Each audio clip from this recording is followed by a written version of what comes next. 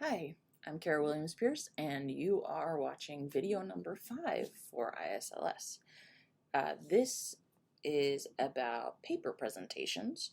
So if you are new to ISLS, or if you've never presented a paper at ISLS, hopefully this video will be useful for you. All right, so every year the sessions change a little bit. One of the big changes this year is that the long paper sessions, the short paper sessions, and the symposia are 60 minutes in duration instead of an hour and a half. So this is part of the change by the planning committee in order to have a slow conference, fast conference. ISLS recently published their session formats and guidelines for presenting, and so there's a ton of different details there. And one of the things to remember is that ISLS and CSCL are separate sort of tracks. They're separate conferences, all happening under the umbrella of ISLS. But there can be some differences. For example, the short paper presentations, ICLS, you get 12 minutes. Don't go over. You get exactly 12 minutes. And that's because ICLS sessions, there's 4 short papers and a discussion. And that all has to fit in an hour. Whereas CSCL, there's 3 short papers and a discussion. So there's that difference. For long papers, both ICLS and CSCL, you get 15 minutes to give your talk. Okay, so anyway, go look at this website for more details, particularly about the poster session and what your poster should look like. There's some great resources here about both size, but also printing locations in Buffalo so that you don't have to try to haul it on the plane with you. But I'm going to focus this video on some suggestions for presenters that are posted at the very bottom of the presenter guidance page for ISLS 2023.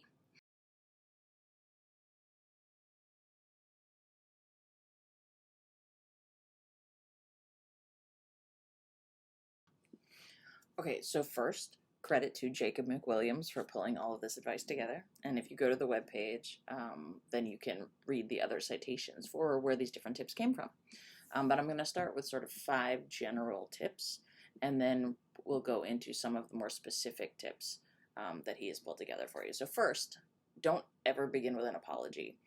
Yes, there are going to be flaws in your work. That is normal. We're scientists. We are working in a complex, constantly changing field. And so, yep, there are going to be limitations to your work. There's going to be things you realize at the end that you should have done completely differently. Totally fine. Don't apologize. It doesn't accomplish anything. However tempted you are to apologize for the natural imperfection of science. Okay. Don't ever underestimate the audience's intelligence. So this means, if you like, nobody wants to be condescended to. People want to be challenged, intrigued. They want to learn new stuff. But this can be a little tricky with ISLS. And so one of the other points is don't survey the whole field. So when you're giving your presentation, right, don't get in super deep into everything, because you have to assume that your audience knows something.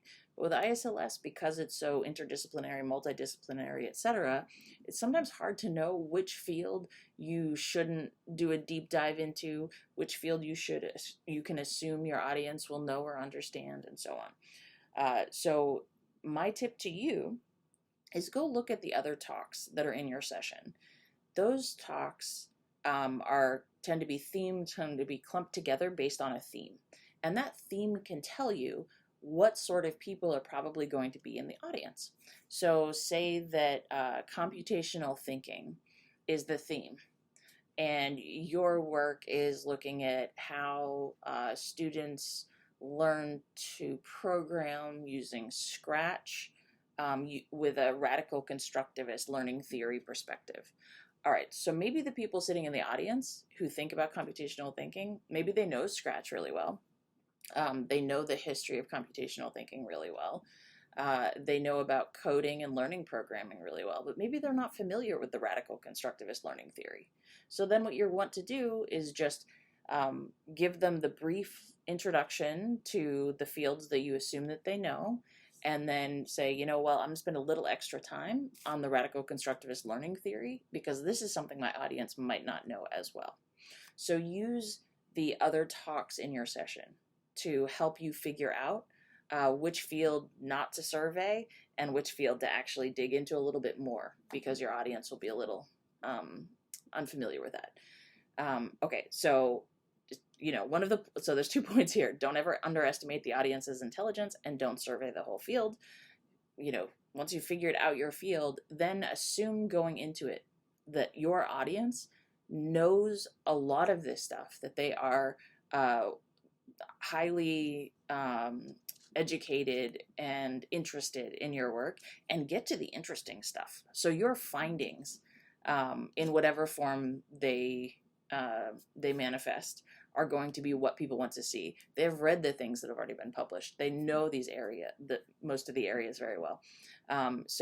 Introduce radical constructivism, following my former example, but don't hammer it in. Just get the key points, so that they can see how your perspective influences the way that you think about computational thinking and learning coding and so on. And then get to the good stuff, get to the research. One of the hard things about giving talks sometimes is during Q&A, you might get questions that you've never been asked before, never thought about before. And that means that you did a good job.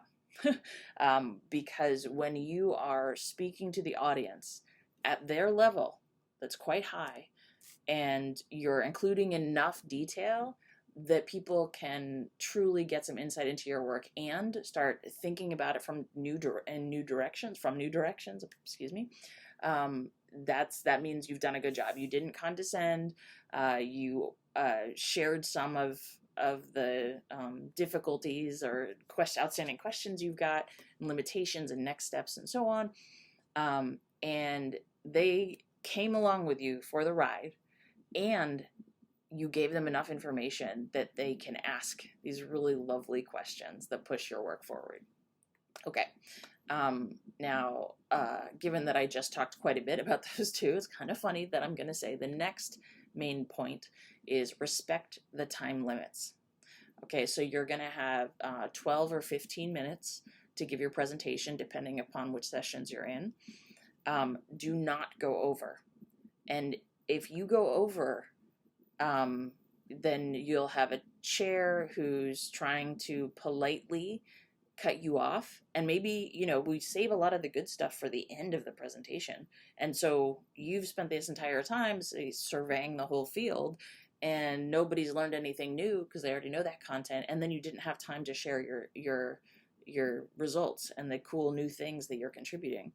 And trust me, it is not fun to be the chair in that situation either, because the chair wants to hear about it too. And they have to cut you off and try not to offend you and try not to confuse people and so on. But there's somebody else whose time has already started, and you're now taking their time. So practice your talk, and make sure that you're always coming in at or under your time limit. Be a good colleague. Finally, you're an advocate, not the defendant. So this means that you are sharing the work that you've been doing and your ideas, and you're advocating for them in this public scientific square. You are not trying to defend them and explain how you are correct in everything you did and your science is the best ever and is perfect and etc. No, you're saying, here's something that I think the field is missing, and I am advocating on its behalf. Frankly, the research I've done, some of the big mistakes that I've made in my research and my studies have ended up becoming the thing that launched my next area of interest. And so don't try to defend your ideas, because then you'll never get those inspirations that push your work forward. So advocate for a new viewpoint, for new perspectives, for new insights, but don't try to defend them from other people, because those other people are helping to move you and your science forward. Okay, now there are some concrete tips that are included here. And I'm not going to go into the detail because they're really concrete, so they're super useful. So, like, tip number one is about using PowerPoint, and there's some great tips here, like font size ideas, bullet points, images, blah blah blah. And so just go read it. But there's one. Well, I'll go through the tip types so you know whether or not you want to come look at it. But the audience wants to hear your research. Tell them. So some of the common mistakes. In your slot, like this is fascinating. If you're giving a 15-minute presentation, by the 6th minute you need to be discussing your data or case study. Awesome. Like these are just great concrete tips if you're trying to pull this together. Practice, practice, practice. So just keep practicing over and over and over again. Get it to flow better, get more comfortable with it, etc. It will, yes, it will make your talk so much smoother and more comfortable for you. And then keep to your time limit, which I've already ranted a little bit about. Yes, okay, but there's one tip that I want to highlight, and it outlines a sort of formula to academic presentations. So this is a formula, like if you are fairly new to giving presentations, then use this formula. Don't deviate from it. With practice or with very unusual research studies, this formula may need to be tweaked or modified or etc. But just use this as the basis for designing your slides. So introduction, overview, and this is your hook. This is where you grab the audience and say, that's why this is important. And then background or sometimes literature review or framework, like what's the history of this, how's it been studied, what lens are you using, what gaps still exist, what are you going to be and then that goes directly into your research question. What will you be investigating? And then methodology or your case selection, etc. How exactly did you investigate your research question? Findings. What did your investigation reveal? And this section is meant for just the facts, like the actual data, not what you think about the data or how it fits back to your research question or how it answers your research question, just the findings, the results of your investigation. And then your discussion and conclusion. So this is where you take the findings and you say, this is how my findings answer my research question or don't answer my research question, or etc. This is when you talk about the really big, meaty, like results, exciting things in your work. And the discussion conclusion is really the most exciting and important part from my perspective. It's my favorite part, but it's also one of the hardest to do. So practice this a lot.